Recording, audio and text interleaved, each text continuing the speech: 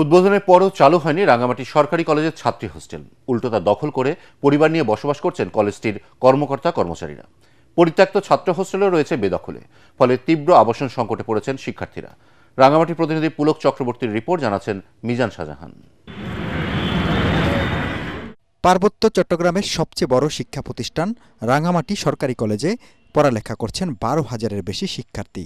তাদের আবাসন সংকট দূর করতে নির্মাণ করা হয় ছাত্রী হোস্টেল, কিন্তু মাসের পর মাস পেরিয়ে গেলেও হোস্টেলে জায়গা হয়নি ছাত্রীদের। সেখানে পরিবার নিয়ে বাস করছেন কলেজের কর্মকর্তা কর্মচারীরা। আমি রাউজান থেকে আসি।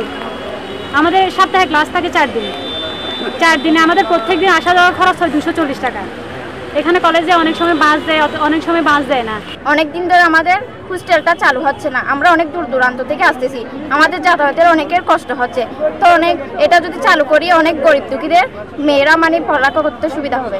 একই পরিস্থিতি ছাত্র হোস্টেলেরও। পরিত্যক্ত ঘোষণা করা হলেও দীর্ঘদিন ধরে ভবনটি দখল করে রেখেছে কলেজের কিছু কর্মকর্তা কর্মচারী।